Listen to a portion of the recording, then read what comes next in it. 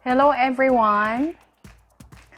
So, ngayon gagawa naman tayo ng tinapay.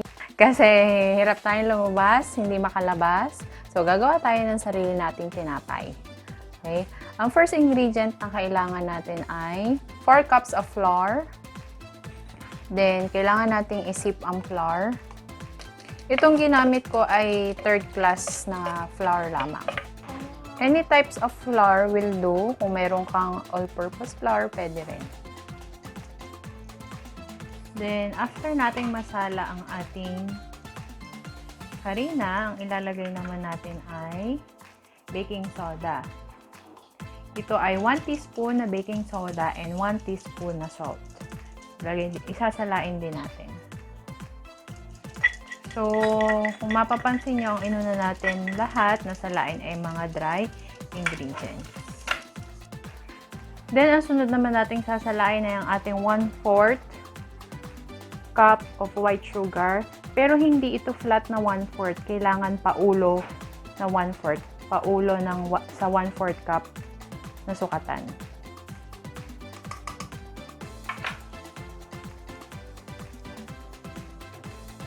Then, after that, pwede na nating ilagay ang ating buttermilk. So, since wala tayong buttermilk, ang meron lang ako dito is evaporated milk. This is 1 big can of evaporated milk or equivalent to 1 3/4 cups. Para maging buttermilk itong evaporated milk natin, or pwede rin namang fresh milk kung meron ka, lalagyan natin ng konting vinegar or suka. So, ito yung ating milk. Lagyan lang ng konting vinegar. Okay na yon. Okay? Haluin. Then, unti-unti nating idadagdag sa ating mixture ng harina. Then, unti-unti nating ilalagay sa ating dry ingredients. Pinaghalo-halong dry ingredients. Habang ginagawa nga pala natin ito, please don't forget na iset na natin yung oven sa 220 degrees Celsius. Para pagkatapos na lahat ito, mainit na yung ating oven. Isasalang na lang natin itong ating ginawa.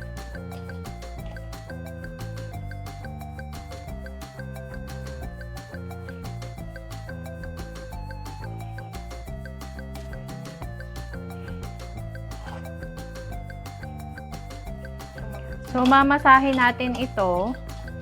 Pero kailangan bago mo ito masahin using your hands, make sure na naglinis ka or naghugas ka ng iyong mga kamay. Napaka-importante yan kasi we are handling food. So, as you can see, medyo sticky ang ating dough. So, pwede naman tayong kumuha ng konting harina at scatter natin sa kanya. Para hindi siya ganun ka-sticky.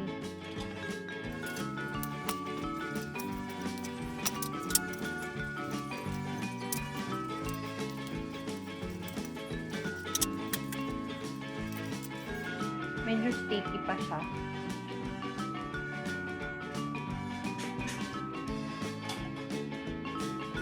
Huwag din natin siyang masyadong i-over knead or over masa.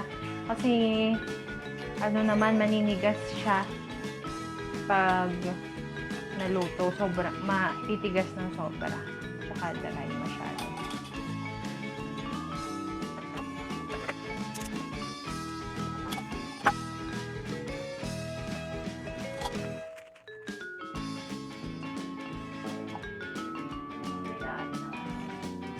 Okay, yan na. Isa-set na natin.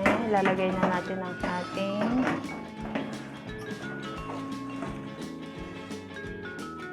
dough. So, 30 minutes natin sasalang. Then, isi-check natin after 30 minutes. Pag hindi pa luto, then we have to wait for another 15 minutes.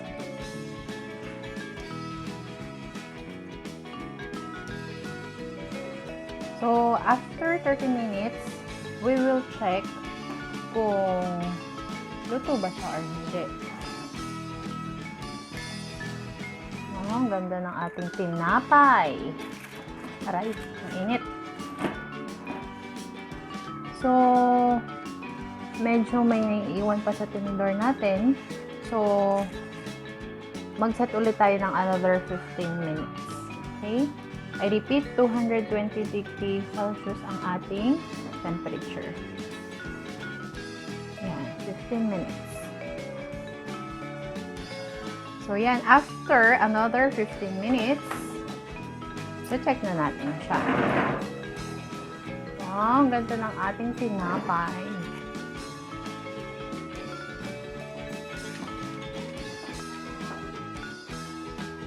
Yan, okay na siya. So, tatanggalin na natin siya ngayon sa oven kasi okay na siya. Luto na pati loob. Wow! Yan ang ating finished product. So, mamaya magte-taste test tayo. Medyo palalamigin lang natin siya ng konti. Okay? Ganda niya. At ang bango-bango. So, ngayon, magte-taste test na tayo. Medyo mainit-init pa.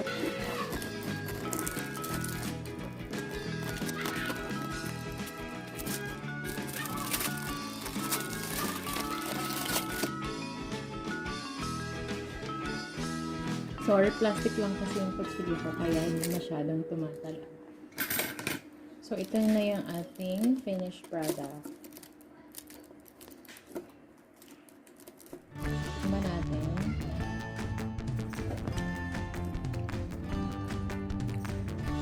Ay, parang nasunog yung ilalim. So, mas maganda siguro kung yung ating dinagdag na oras is 10 minutes lang. Para hindi masyadong masunog yung ilalim. Pero soft naman ang inside niya. And okay din yung lasa niya, hindi matamis. Crunchy yung labas niya, and soft yung inside. Okay? So that's all.